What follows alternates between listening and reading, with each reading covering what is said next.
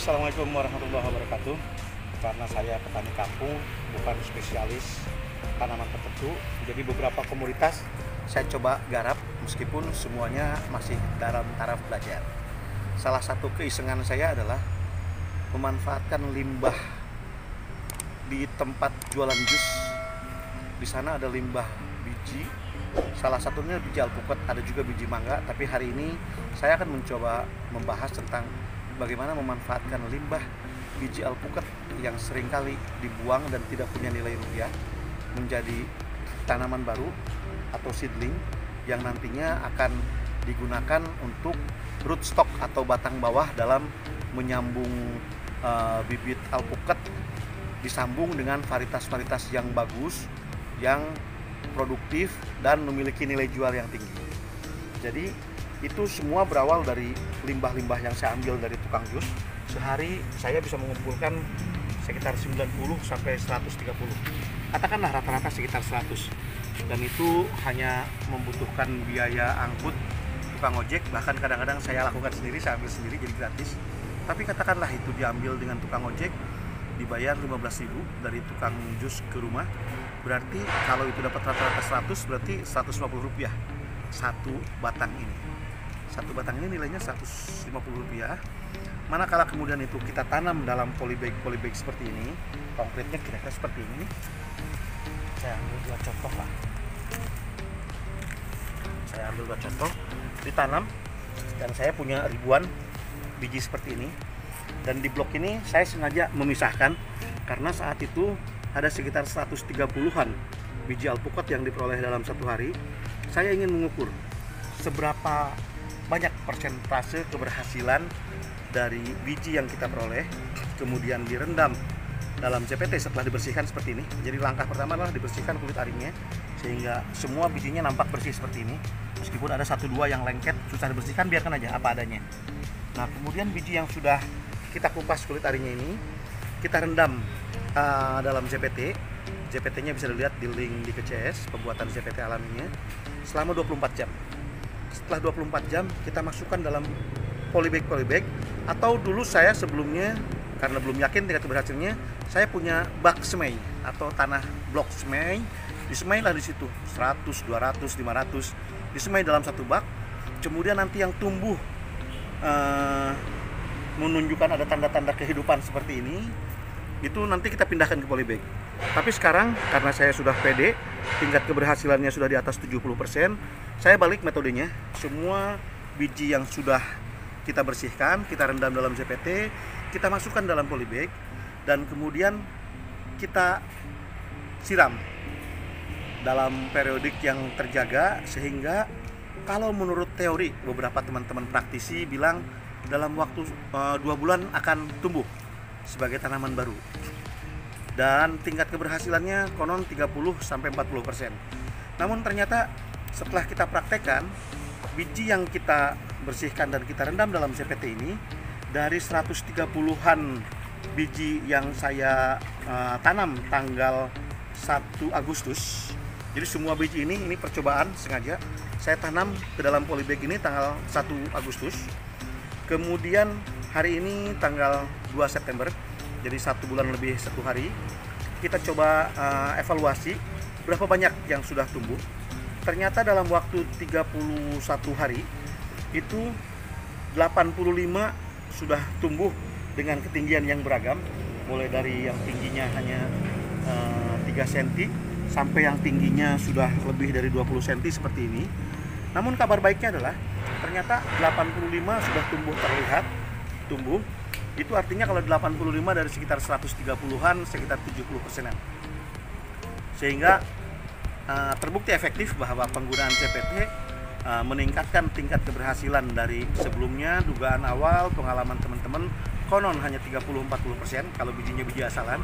Tapi ternyata hari ini saya membuktikan bahwa biji yang tumbuh bisa pada angka 70%-an. Itu pun yang sekitar 1, 2, 3, 4, 5, 6, 7, 8 30-an yang belum tumbuh, ternyata kemarin belum tumbuh, hari ini saya sudah melihat ada beberapa yang tumbuh. Artinya angka 70% itu baru awalan. Karena sangat duat dugaan saya bahwa yang 32 itu juga masih sebenarnya tumbuh, hanya belum terlihat. Sehingga mungkin saja pada saat nanti kita buka aja beberapa. Saya contohkan ini. Ini semoga teman-teman percaya, ini bukan setting. Ini adalah contoh salah satu yang belum tumbuh. Ini belum ada tanda-tanda tumbuh. Saya penasaran, apakah yang belum tumbuh itu memang tidak tumbuh, tidak ada bijinya? Ah, ini ternyata belum tumbuh. Oke, saya ambil lagi yang lain. Apakah semua 32 itu belum tumbuh?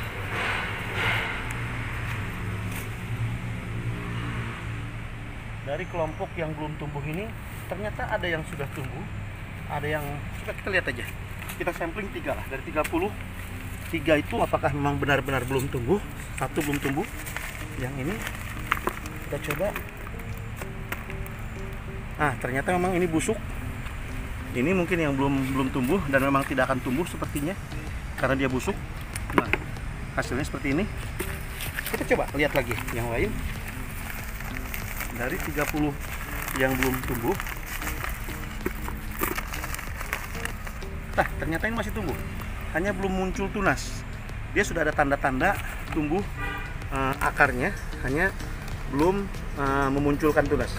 Artinya besar kemungkinan 70%-an itu pun masih akan bertambah. Mungkin nanti akan bergerak ke 80%-an atau bahkan mungkin menjadi 90%. Intinya adalah bahwa penggunaan ZPT ternyata bisa mempercepat dormansi dan tumbuhnya tunas.